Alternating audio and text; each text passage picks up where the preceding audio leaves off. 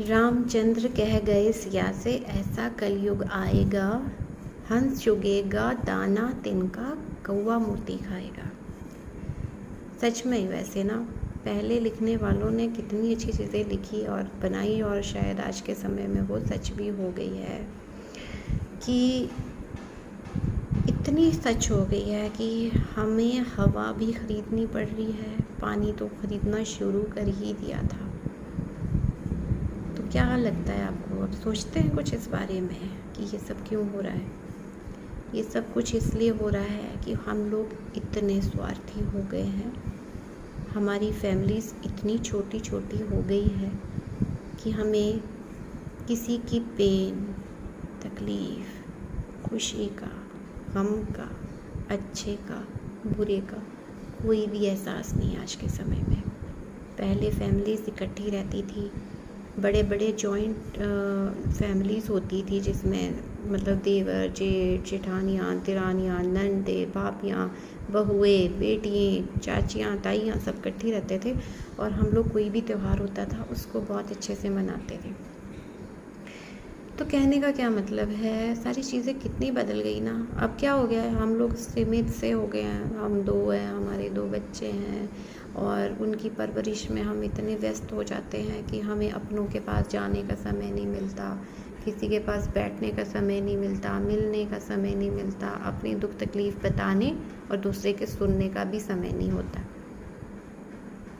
और चलो फिर भी ये वाली कैटेगरी फिर भी थोड़ी सी सही है कि कम से कम अच्छा नहीं हो रहा तो बुरा भी नहीं कर रहे किसी का। लेकिन जो दुनिया में और जानवर घूम रहे हैं, जानवर वो नहीं जो 4 पैरों वाले हैं, जानवर वो जो 2 पैरों वाले हैं, जिन्होंने कितना अन्याय करना शुरू कर दिया, जिन्होंने राक्षस जाति को भी बदनाम कर दिया। मैं तो ऐसा सोचूँगी जो राक्षस हुआ करते थे वो तो मतलब एक लड़ाई झगड़े करते थे, अपने जो है जानवरों को खाया करते थे। मेरे ख्याल से चलो इंसान को भी शायद अगर खाते होंगे पता नहीं, लेकिन वो फिर भी मेरे को लगता है उनकी कोई मान मर्यादा थी।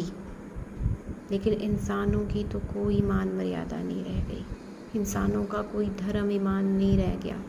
छोटी सी बच्ची हो 2 साल की, चाहे 9 महीने की, चाहे 4 साल की, चाहे 6 साल की, कोई फ़र्क नहीं उनको। कितने हमने केसेस सुने ऐसे जो दिल दहला देने वाले, आत्मा को झकझोरने वाले थे। उस वक्त किसी इंसान को दया नहीं आई। जानवरों को देखो आप किस तरह से ये लोग वो करते हैं। जिन्होंने जानवर को तो चलो पहले ही इन्होंने कुछ नहीं समझा, मगर इंसानों को भी खा जाना, उनको जला देना जिंदा ही, इससे बड़ा पाप क्या होगा। और उसी की सज़ा जो है ना ये ईश्वर हमारे को दे रहा है। और वही बात होती है कि धान के साथ गुण भी पिसते हैं। तो अगर कोई अच्छे आदमी भी जा रहे हैं तो वो भी, क्योंकि नेचुरली अब भगवान इतनी छटनी भी कहाँ करेगा। तो मैं तो आपसे यही कहूँगी कि जब भी आपके घर में कुछ अच्छा कार्य करते हैं, मतलब किसी का जन्मदिन है, कोई भी फंक्शन कर रहे हैं, कोई सुंदरकांड कर रहे हैं, कुछ भी आप पूजा अर्चना कीर्तन जगराता जागरण कर रहे हैं, वो है अच्छी बात। पर सबसे पहले उठ कर के किसी झुग्गी झोपड़ी में रहने वाले इंसान के घर पे जा कर के कुछ आटा चावल आलू प्याज कुछ चीज़ें दे कर के आइए। उनके बच्चों को कुछ 10-10 रुपए की ही चॉकलेट चाहिए, चाहे हो सके तो वही दे के आइए। वो इतने खुश होते हैं, इतने आशीर्वाद देते हैं, जो बहुत बड़ी बात है कि जिनको हम बुलाते हैं वो सभी वेल टू डू फैमिली से बिलोंग करते हैं। तो उनको उतना अच्छा शायद ना लगे, मतलब अच्छा तो लगता ही है, चलो भगवान का प्रसाद है। लेकिन अगर आप ऐसे इंसान को देते हैं जिसके घर में शायद आटा भी नहीं, जिसके घर में आलू प्याज भी नहीं, तो अगर आप उसको देकर आओगे ना वो सारी चीज़, तो मैं ऐसा समझती हूँ, मेरा मानना है कि वो बहुत अच्छा होगा। और वहाँ जो झुग्गी झोपड़ी में रहते हैं ना बच्चे, आपने देखे कैसे बेचारे नंगे पंगे, उनको पता नहीं खाने को क्या मिलता क्या नहीं मिलता है, जो भी है। लेकिन अगर आप वहाँ जा कर के अपने बच्चों के कुछ पुराने कपड़े ले जाइए, अपने कुछ पुराने कपड़े जो आप यूज़ नहीं करते हैं वो ले जाइए, कुछ खाने पीने की चीज़ें ले जाइए और वो दे आइए। कुछ दवाइयाँ जो हमारे घर में जो हम यूज़ ही नहीं कर रहे हैं, वो दवाइयाँ भी आप उनको दे कर के आइए। मतलब जिनको ज़रूरत है अच्छी वाली, मतलब जो आपको लगता है कि जिससे किसी का कोई नुकसान नहीं होता, वो वाली मतलब कुछ भी हम चाहें ना अगर कुछ करना अच्छा तो वो पक्का ही कर सकते हैं, लेकिन उसके लिए सोच बनानी पड़ती है। अगर हम 10 चीज़ें सोचेंगे ना, 10 में से एक चीज़ तो हम शायद कर ही लेंगे, लेकिन वो सोचनी पड़ेगी, और जब सोचेंगे तो तभी करेंगे भी उस चीज़ को। तो मैं ऐसा सोचती हूँ कि क्योंकि हम लोग आजकल जैसे मीडिया वगैरह पे देखते हैं, अपने न्यूज़ चैनल्स पे देखते हैं, ये लोग तस्वीरें तो दिखाते हैं गरीब लोगों की, लेकिन क्या उनके लिए कुछ कर भी रहे हैं? तो मैं ऐसा सोच रही थी कि हमें दूसरों की बजाय खुद की तरफ देख करके, खुद को लेकर के जाना चाहिए ऐसे लोगों की हेल्प करने के लिए। तो आपके घर के आसपास जितने भी झुग्गी झोंपड़ी वाले रहने वाले लोग हैं ना, उनको जा कर के कुछ दे कर के आया करिए। और ज़रूरी नहीं है कि अभी कोरोना काल है तभी आपने ये करना है।